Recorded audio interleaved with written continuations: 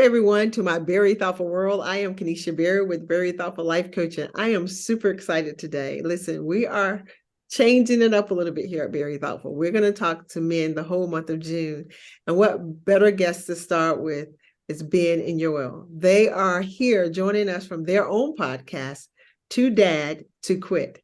I can't wait to hear more about them, and I can't wait for you to learn more about them. So let's get started. Ben Yoel, please let everyone know who you are.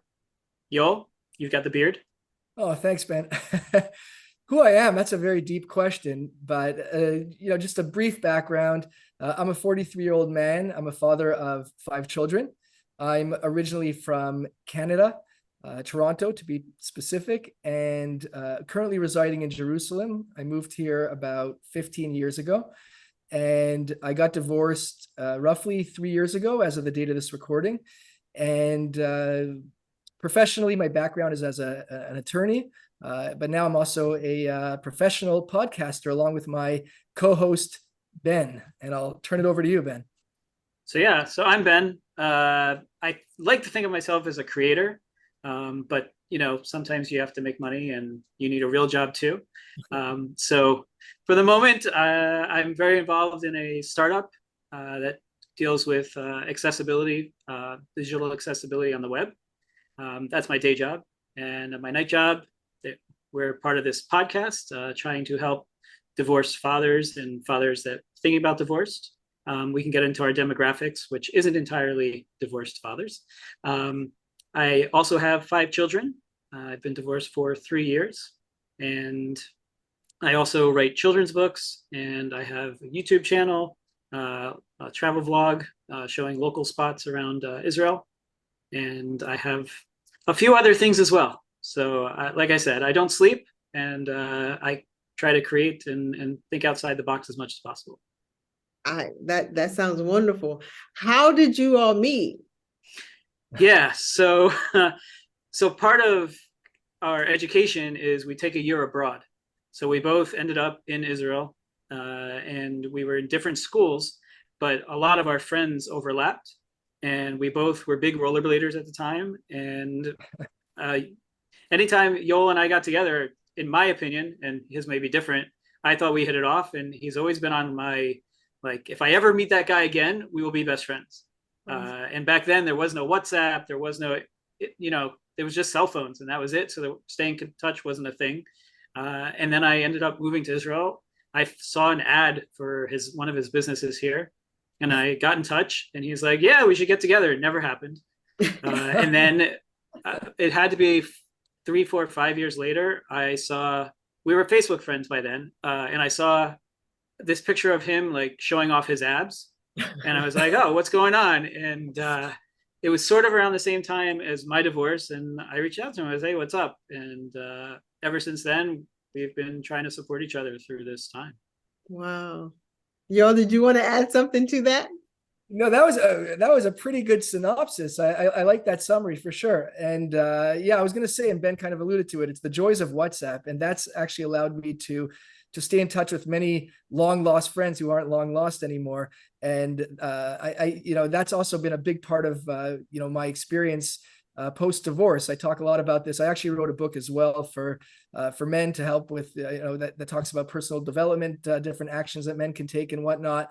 And a lot of that has to do with sharing with other friends. And WhatsApp has enabled me to stay in touch and renew or rekindle friendships that I think otherwise wouldn't have been possible. So Ben definitely falls under that, and it's been a huge blessing to have Ben as a good close friend of mine, and now to do this podcast together. That's beautiful. So tell people, I know that your podcast, at least a little bit I read about it, because I don't want to make a big assumption, that you're 2 divorced men who kind of saw a need, and you correct me if I'm wrong, to have that voice heard and what it's like to be divorced. First and foremost, how long were you married? And what made you all think to start this podcast? So personally, I was married for just shy of 14 years, 5 kids. And I'm in a foreign country. I don't have any family here. And just finding support was very difficult. Luckily, I had some close friends that pulled me into their divorce circle, which I didn't know existed. And it was also during COVID, so you couldn't go out, and there were like these underground groups where we got on Zoom and we talked to each other, so we all weren't alone in our houses when the kids weren't there. And it was there was clearly something missing, and from talking to other people in this group, the women had a lot of things to lean on. They had organizations that were offering to get them things. People were raising money for single mothers. The town had, social services for them. And for us, it was kind of like I did. A lot of divorced men after divorce, they move into their parents' houses. I didn't have that option. I moved into my friend's house. I lived in his spare bedroom. I left with a suitcase, and I started from basically nothing. And so it was about rebuilding and, talking to Yoel and other divorced men. I realized we all kind of have the same stories or the same emotions and it was the same story over and over again. But I feel like there's a lot of men going through divorce that don't know that because they didn't have the community that we had. And I wanted to make a bigger community where people can share stories, but in a positive, uplifting way. I've lived many lives already. And so I wasn't really concerned about me figuring out the next chapter, but it was about being able to show other people that you can still get through, because it's hard. I remember dropping my kids off at their mother's house and just standing outside going nowhere because I had nowhere to go. And, that feeling, I changed from, I'm an optimist and I write. So like in my head, I have all these stories and I have like, this is what I want to do and this is what I'm going to do. But at some point I just had to stop and just go, I'm going to accomplish one thing a day. Yeah. And that's it. And I can't think further than that. So, just having people on the podcast and showing divorced guys that have made it through to the other side and gone through the court system and gone through all of that and stayed in their children's lives, it's worth it. And to show them that it's worth it, because during that time it can be, touch and go, and it's a lot. So knowing that sacrifice in the end, having that relationship with your kids. And my parents got divorced when I was 8 months old. So I know firsthand what it is like to be that kid. And I never knew my parents married really. And I still blame myself the whole time. So like, just knowing how, my father has his own story, and I hope to get him on the podcast. We're still negotiating. But for the first, most of until I was like 18, I wasn't really close to my father. I'd see him once a month. But now we're close. So if he disappeared completely and just ran away, like a lot of fathers just give up and they're like, it's not worth it. And they just go. And then that relationship is gone. And that relationship is so important. So, which is, kind of the whole idea of the, even the name of the podcast. It actually started, and I'm jumping, this hat is what started the whole idea. Fathers Matter. Okay. It says Fathers Matter. I agree. And it was just like well, of course they do, but not everybody feels that way. Like, I questioned everything. My fathering, my ability to love, do my kids like me, like everything. And it was just a way to get that message out to as many fathers as possible, that they do matter and they should stay involved no matter what the heartache is and what the troubles are. And we've had several men on the podcast just admit that they'd be walking around their kitchen and just break down crying. And it's not, we talked about before the podcast, like showing the emotions of a man, but it happens. And after post-divorce, it happens a lot. I heard this one thing in a movie that divorce is not just breaking up of a relationship and the death of a relationship. It's also the death of the future you imagined. Yeah. So it's really two deaths, and that's hard. Yeah. So just to be able to show guys that are able to get through that, and the feedback has been amazing. And every week we get more and more, reaching more and more people, and we have other things coming, and we'll get into kind of what ideas are coming your way. Right. Thank you for sharing that. And I do think that this is a side of divorce that we need to hear about more. Because, and I'm from America. We lived abroad for 10 years. I also grew up in a home where, like, much like you, my parents were never married, but I thought they had been married because I was very young. But knowing what that feels like to grow up this very divided world. So y'all, I want to make sure I give you an opportunity to share with me your story as well. Oh yeah, I appreciate that, Kenisha. By the way, I'm curious, where are you from originally? So I'm just curious. originally from North Carolina, a very small Oh, town cool. in All North right. Carolina. Nice. We lived 3 years in the UAE, the United Arab Emirates. Wow. Cool. Yeah, in Al-Ain. I don't know if you guys heard of Al-Ain, between Abu Dhabi and Dubai. Then we spent 7 years in Beijing, China. Wow. World traveler. Yeah, a little bit, but we didn't get to go to Israel. And what do you guys, when you guys in Jerusalem? Yeah, I'm in Jerusalem. Yeah, and Ben's not too far away in the suburb outside of Jerusalem. But just to answer your question, similar to Ben, I was married for many years. I was married for actually literally 18. So the day of my official divorce was actually my 18th anniversary. And also similar to Ben, and like he was saying, a lot of our stories overlap. I also found myself at a certain point, living out of a shoebox. My friend had put me up in a room in his office. I was there for a period of time, and yeah, divorce was a very dark time in my life. The interesting thing that I'll add to what Ben was saying is that Ben really had to sell me, and he still has to sell me all the time. We have lots of discussions, obviously, because one of my concerns was, and Ben has heard this a zillion times, we're not victims. Like, neither of us are here today to say that we're victims, or we don't want to have this victim approach. Like Ben was saying, we're here to take a positive approach. But I always have that concern. Like I don't want to ever give that impression that we're suggesting that we're victims in any way.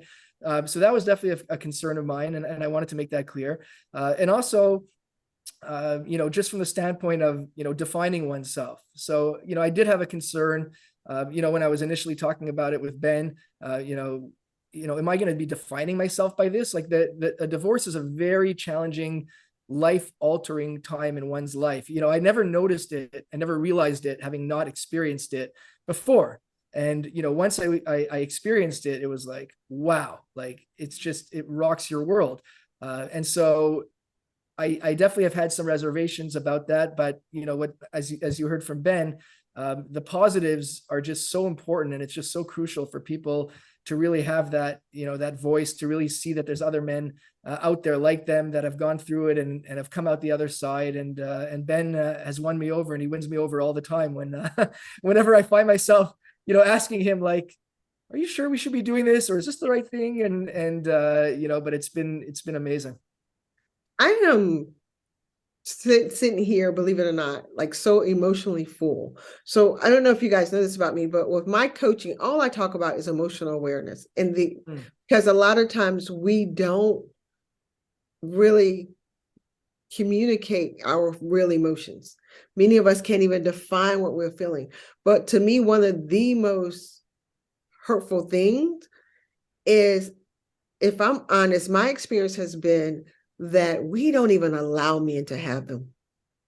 Like, we have decided that somehow men are not human. Like, having emotions ideally actually is a human experience. But we are not a society, and I can only speak from America and from my experience of being around different people from different cultures. I've lived around the world, but coach people from around the world. And to hear women talk, to watch movies, the fact that you both just shared that for you, divorcement, moving in with a parent or living on someone's sofa, when you watch movies, when the divorce happened, the husband, has a business and he moves in with his young girlfriend, and the mom is stuck and she's trying to figure it out. We don't hear these stories enough. And we certainly don't allow space for the man who is going through divorce to say it matters that they are suffering and hurting too. And I'll share this because I don't want to take up the whole time talking about my experience of divorce. Years ago, I worked for an organization called Church Initiative, and the man Steve Grissom created a a Christian program called Divorce Care, because when he was faced with divorce, going to from church to church, going to ministries, going to therapists, no one could help this man. And once he got through it and resolved, he said, he prayed, Lord, there should be something to help them. He said, God said, well, then you create it. But just to know that you're right. We don't live in a society where there's a lot of support, one, for people going through divorce, and then two, I'm never, like, when I was reading your stuff on your internet, I was like, I can't wait to talk to these men. Can't wait, because I have never been on the other side of this conversation, and I am very honored to be here. Yeah, it's interesting that you talk about society and what's around. I have this theory, like, it used to be Disney movies created this imaginary thing where you marry a princess, marries the king, and they live happily ever after. And this got ingrained in young children, mostly the girls. This was like I'm going to grow up, I'm going to marry a prince and everything, live happy ever after. But I feel like now there's also now the whole Hallmark movie culture, and they're slipping into that now, where it's second marriages, it's third marriages, and all of this is normal and everything's going to be great. And I feel like there's a push that trying to normalize.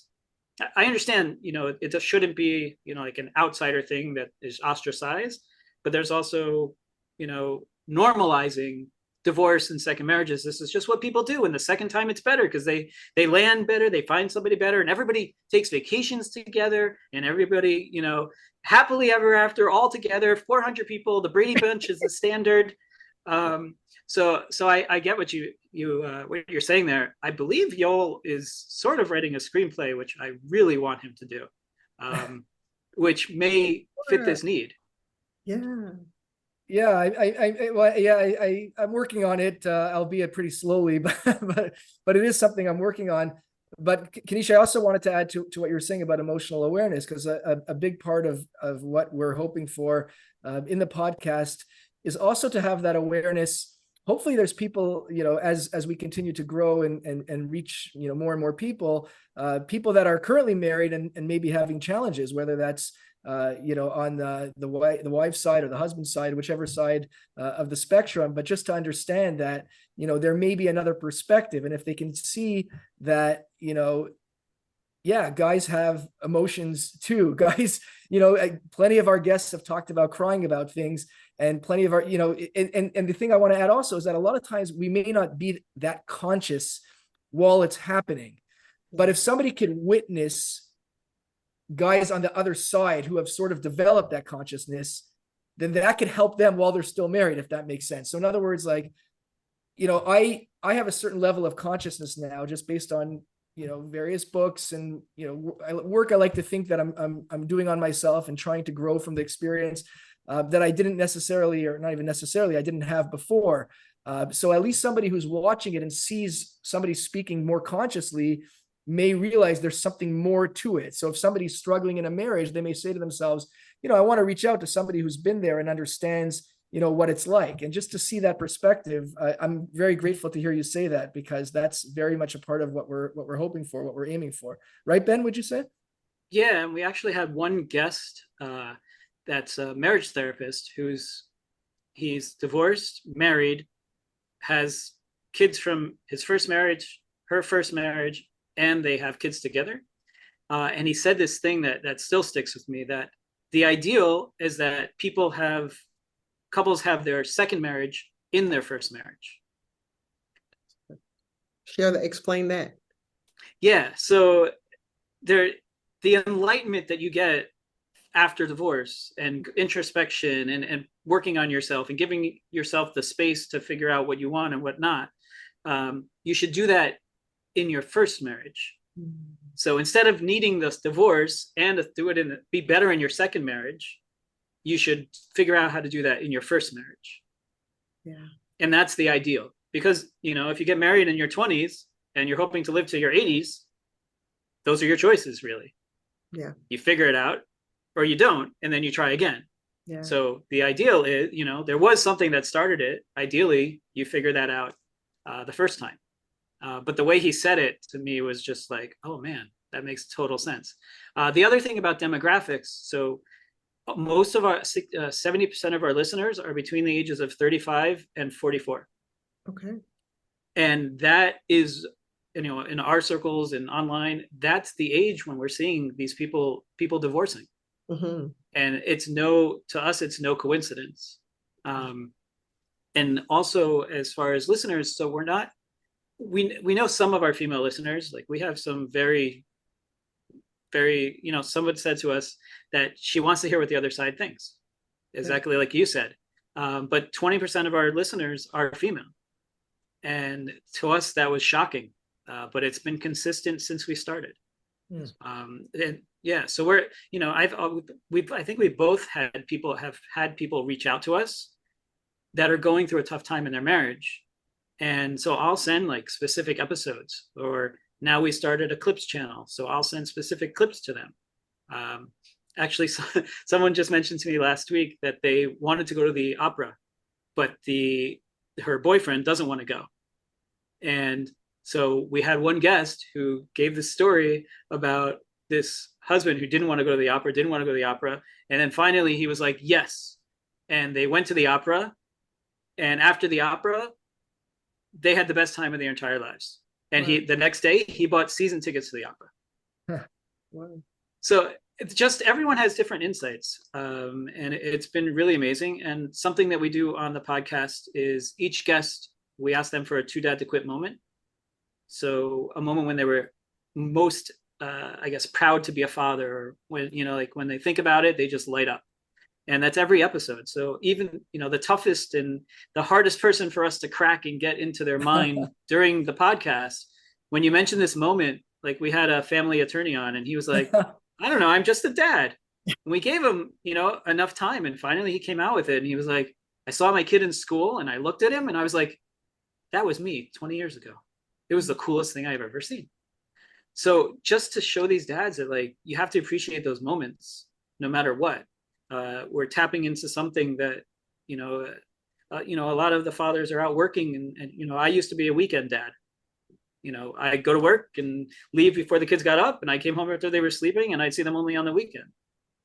But even in those situations, those too dad to quit moments exist. Yeah. And it's so important for fathers to understand that and feel validated that they're doing their job when they can. I agree. And so many questions I want to ask. I just wish I had way more time with you all. It's just, I can't even express to you how overjoyed I am, because 12 years into my own marriage, my husband and I thought we would end up in divorce. And we just happened to be living in the desert. I'm a Christian. And I was like, okay, there's no bigger example of when people come to the desert, you either die or transform. And the reason we stuck together was because I heard Dr. Phil say, wow, you're going to divorce well. And I said, listen, let's go. You go to therapy. I'm going to find someone to help me and figure out, do we like each other on the other side of this? And if we decide we like each other, but we like each other from a perspective of, I like you as a person, but maybe not as a husband or a wife, we can leave separate. But if we find out we still do like each other enough, we'll stick through. And that work you talked about earlier, Yoel, is exactly what we had to do. And it transformed everything, the emotional awareness, starting to recognize that we walked into marriage with some really, excuse my language, dumbass thinking. Like just, like what we thought Don't we all? was supposed to be, what we thought a wife was supposed to be. And thoughts that went unchallenged. And learning that we just had all these false beliefs and we had all these assumptions and all of these expectations that went uncommunicated. And that work going in there, I believe marriage can be for healing if you so choose to get into it for that reason. So when you said the comment about the what did you say, he was a lawyer or someone who said that the first marriage is, I think therapist. The therapist. I think that's exactly what could happen. But here's the thing I think we have to do, and I love that you guys are doing this, is we got to let people know, like we got to warn people Mhm. that this fuzzy butterfly fairy tale picture of marriage you're looking for doesn't exist.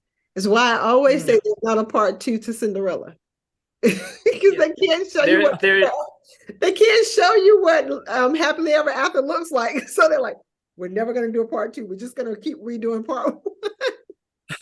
That's great. nice, nice. Yeah, they say that marriage is when marriage is when one person quits at a time, but when you both quit at a time, that's divorce. Oh, yeah, yeah. What So is as long some, as one of them, yeah, is as willing long to as hang. one of them isn't quitting, yeah. Yeah. What is something you want women to know, particularly about men when you have to be on the other side, when there is divorce, that you think sometimes we don't know or get or understand? That's an excellent question. It's hard to generalize because obviously every woman is a unique person in and of herself, just like every guy is unique in and of himself, right? Some people are more emotional, some less. Um, I think that a lot of times both sides, it's hard to answer the question just from the woman's perspective. I think it's important for both a man and a woman to understand that there is a lot of pain that people are coming at this process from, and it also depends on when you're talking about. Like, are you talking about as the divorce is happening, or as there's trouble in the marriage? It really depends on different times. But to me, it's kind of hard to sort of tell somebody to have this, because in many ways somebody either has the ability to be empathetic or empathic, if it's the right word. Ben and I were debating that, or not. Like, to me, it's, maybe it's because I have a legal training, and it's not to toot my own horn, but I was kind of trained to always try and see things from the other point of view.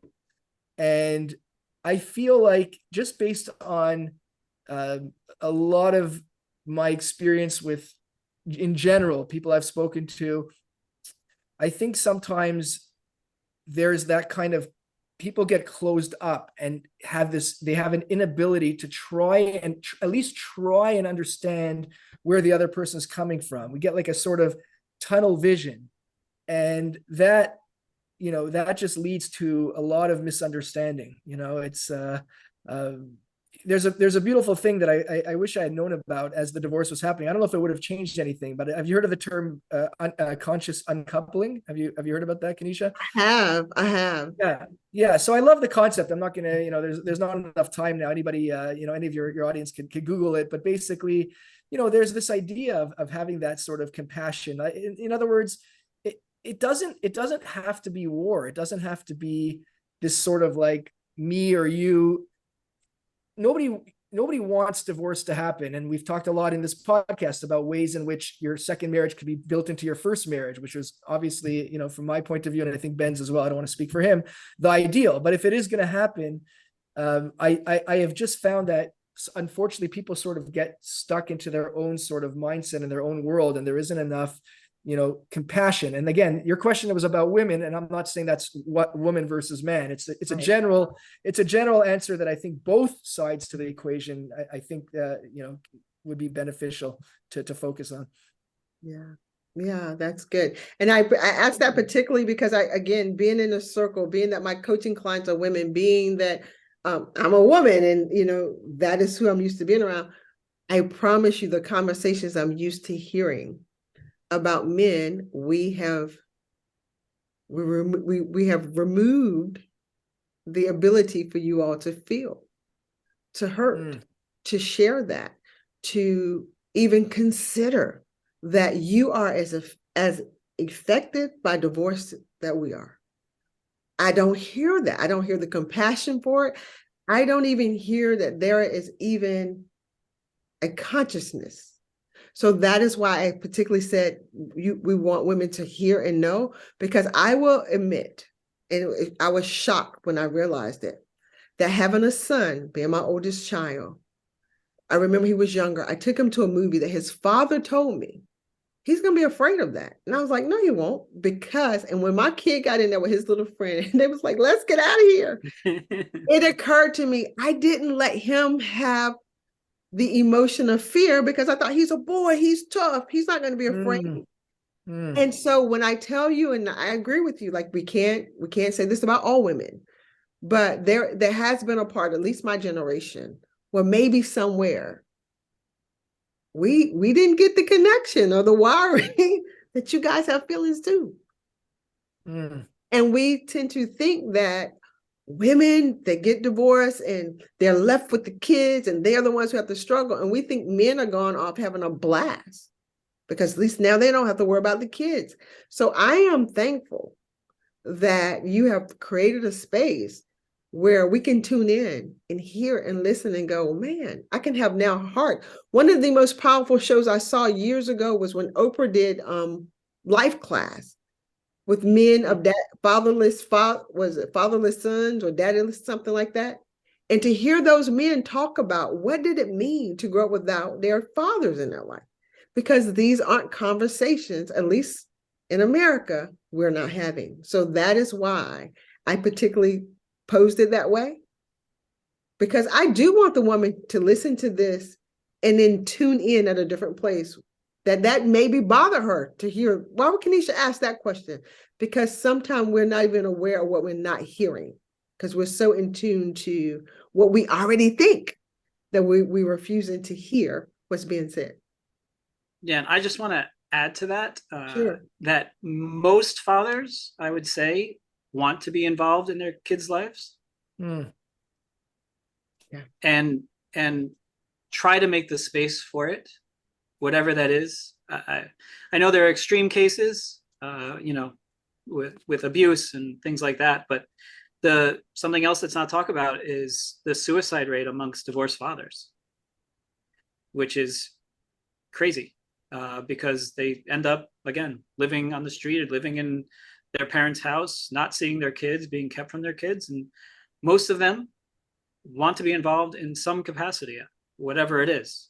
Of course, there's outliers, but give the opportunity, give the space, and know that the kid will be better with a father in their lives. Absolutely. Well, listen, we're going to close on that. I want to thank you guys. I can't wait to go and start listening to more of your podcast. I started listening to it because I had to get to know you. I wanted to hear your voice, but I am excited to share this. I'm going to do all I can to spread the word. And I'm really thankful that you said yes to be a part of this podcast.